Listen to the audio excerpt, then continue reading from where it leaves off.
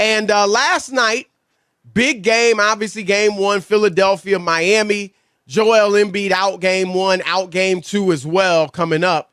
And a lot of people were wondering, okay, can James Harden step up? Because the James Harden we used to watch in Houston, the James Harden that Daryl Morey and some others called one of the greatest offensive scorers and players in the history of the NBA, that James Harden would have put a 30-piece on Miami and given Philadelphia a good chance to win. Last night, Rob, not so much. James Harden on a game when Joel Embiid and his 30 points per were out, delivered 16 points and 5 assists. He did get 9 rebounds, but he also had 5 turnovers and shot 5 for 13 from the floor, Rob. And Rob, over the last 20 minutes of game action, James Harden scored and or assisted on exactly 1 basket. And here's what I got to say about this situation with James Harden. James, your foolishness caught up with you. Your foolishness has caught up with you. And I'm not talking about anything off the court, however he lives his life. That's his job. That's his prerogative. Do what he wants. I'm talking about the way he forced his way off of 2 teams. And none of us are mad about Houston. They were a bad team. They were heading in the other direction. Okay. We can, we can let that go. Right.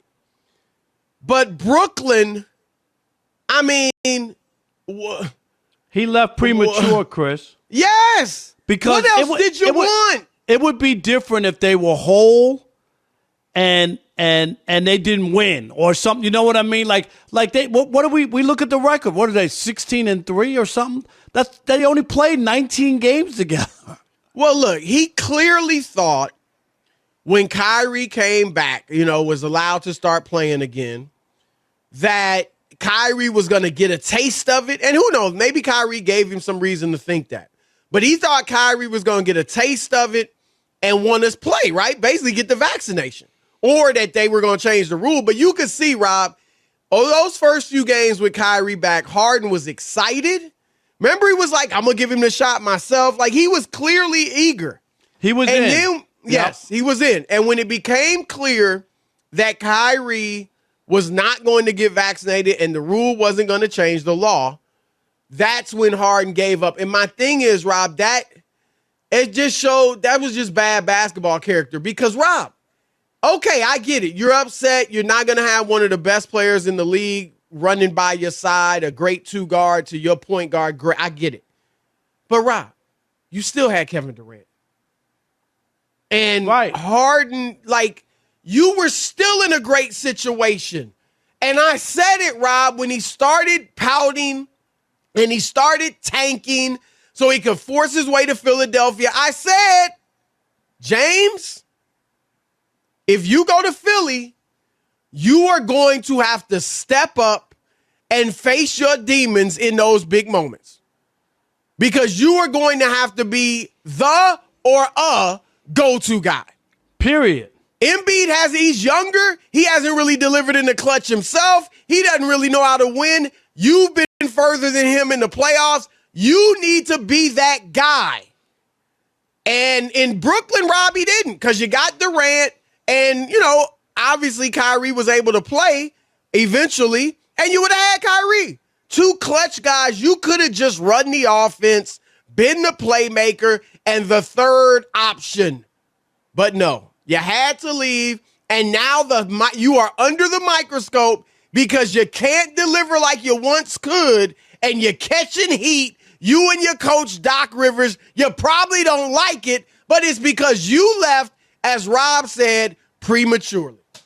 There's no doubt. There's no doubt. He didn't give it a chance, and now he's in a situation, Chris, and he might get cashed out in Philly, but his limitations are starting to show every day. Yep. And they need more from him. Remember, when they made the trade and all the other stuff, the Nets have 3 players and Philly has 2, ultimately. You know what I mean? Big-time players. Stars, right. Stars. So that, it's an uphill battle. And then you got Milwaukee in the division, and you got some other teams. Like you put yourself in a tougher spot where you're needed for more than what would have been the situation in Brooklyn. And we saw when he first showed up, Chris, and he was distributing the ball and picking his spots and having a big night every so often, not every night. He didn't have to do that, and it's changed. I mean, I don't know. Sometimes you don't want to bury anybody or say, like, they're not the same or things, but it's hard to keep looking night after night and 5 for 13 and 5 for 16 and, and the points and not feeling like at one time this guy was just a monster out there. Right. I just, you don't feel, maybe James Harden went from a monster to the Cookie Monster because, Chris, he ain't scaring nobody.